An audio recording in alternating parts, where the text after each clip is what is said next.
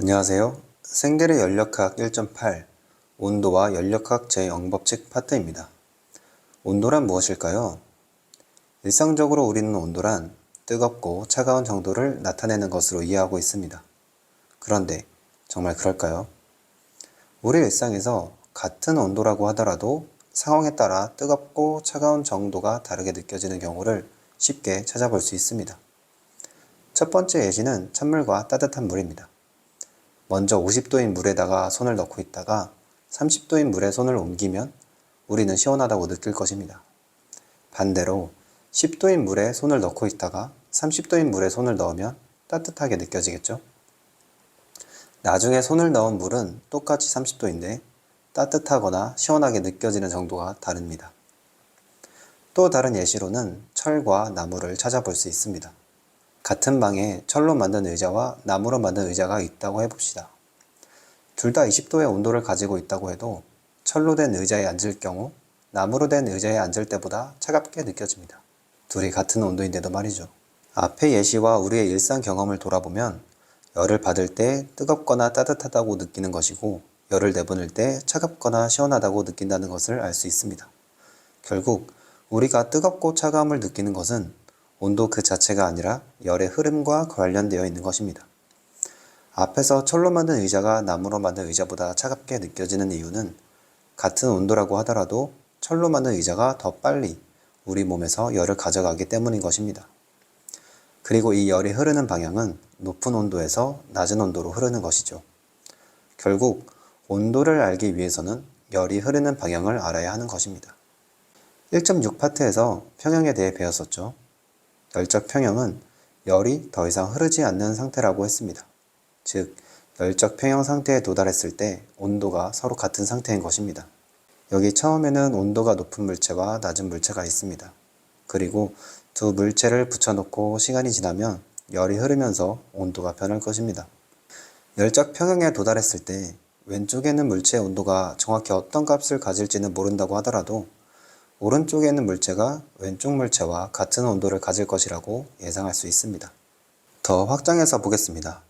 A와 B가 열적 평형에 있다고 합시다. 그러면 A와 B는 온도가 같습니다. 그리고 그 B를 C와 붙여놨더니 열적 평형 상태에 있다고 해봅시다. 그러면 B와 C도 온도가 서로 같은 상태일 것입니다. 이 경우에 A와 C를 붙여놓지 않더라도 서로 같은 온도일 것이라고 예상할 수 있습니다. 너무나 당연한 것이라고 생각할 수 있지만 이게 연력학 제0법칙입니다. 즉, 두 물체가 제3의 물체와 열적 평형에 있다면 이 두 물체도 서로 열적 평형에 있다고 표현이 됩니다. 여기서 제3의 물체는 B인 것이고 A와 C가 서로 열적 평형에 있는 것입니다.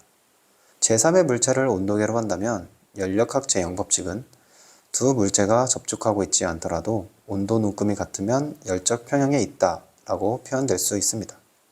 즉, 연력학 제0법칙은 온도 측정의 타당성에 대한 근거가 되는 것입니다. 온도 눈금은 여러 종류가 있습니다. 먼저 이점 눈금이라고 불리는 것은 물의 어는 점과 끓는 점을 기준으로 온도 눈금을 정한 것입니다. 섭씨 눈금은 어는 점을 0도, 끓는 점을 100도로 하고 100등분해서 눈금을 만든 것입니다. 화씨 눈금은 물의 어는 점을 32도, 끓는 점을 212도로 하고 180등분해서 눈금을 만든 것입니다. 이러한 이점 눈금은 물이라는 특정한 물질을 이용해서 정의한 온도 눈금인 것입니다.